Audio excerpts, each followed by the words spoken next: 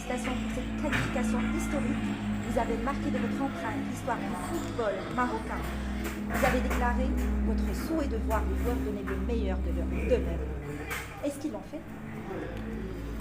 Quand on se qualifie de cette manière, oui, ils l'ont fait. Ils ont même fait plus que ce qu'on attendait d'eux. En tout cas, dans l'état d'esprit, dans les valeurs qu'on voulait transmettre au public. Je pense qu'on a réussi notre challenge. Maintenant, voilà, c'est une étape, comme je l'ai dit. Il ne faut pas s'enflammer, il faut apprécier. Il faut maintenant oublier tout ce qu'on a fait dans les poules pour se concentrer sur les huitièmes de finale.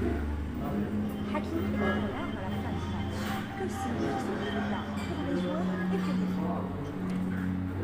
C'est touchant parce que voilà, on sent que les joueurs avaient à cœur de réussir cet objectif. On est venu pour ça. Achraf, c'est un bon leader.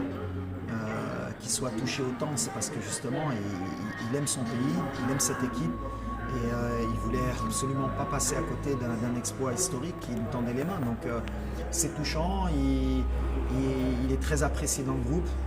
Pour nous, c'est notre fer de lance. C'est un joueur extraordinaire, mais avant d'être un joueur, c'est un homme fantastique. Et justement, d'avoir montré ses émotions, ça montre que voilà, on est des êtres humains avant d'être des footballeurs.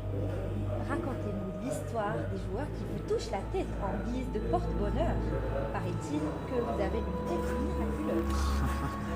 Non, c'est surtout que la relation que j'ai avec mes joueurs, elle est particulière. J'essaye d'être très proche d'eux, mais en même temps leur faire comprendre que voilà, je suis un de leurs guides, je dois être un de leurs leaders, je dois leur montrer l'exemple, mais je dois leur donner aussi beaucoup d'amour. Mais à la fin, il y a le respect qu'il y a entre nous, c'est le terrain. Sur le terrain, les décisions que je dois prendre, je les prends. Et ils me chambrent souvent sur mes cheveux. Et c'est devenu un peu un mode de communication entre nous. Et à la fin, je leur ai dit, vous pouvez toucher, ça porte bonheur. Donc apparemment, ils ont compris le message. Ils ont tous touché ce crâne. J'espère qu'il va encore porter bonheur. Maintenant, vous allez affronter les Déjà, on va tomber sur une des meilleures équipes du monde en termes techniques. C'est une équipe qui propose du jeu, qui aime avoir la possession. C'est une équipe qui, sur ce genre de terrain, elle est pratiquement imbattable.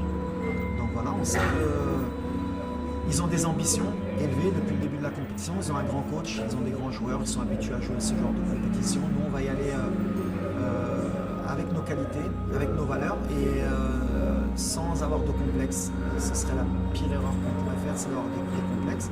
En 2018, l'équipe avait prouvé qu'on était capable de rivaliser avec eux. 4 ans après, ce n'est pas la même équipe chez eux, ce n'est pas la même équipe chez nous. Mais on espère réitérer l'exploit de 2018. Et nous, on a comme objectif, comme j'ai dit, de se qualifier par tous les moyens. On va essayer de trouver la meilleure formule pour pouvoir poser des problèmes à cette équipe. Mais après, sur le papier, si on est honnête, ils sont favoris.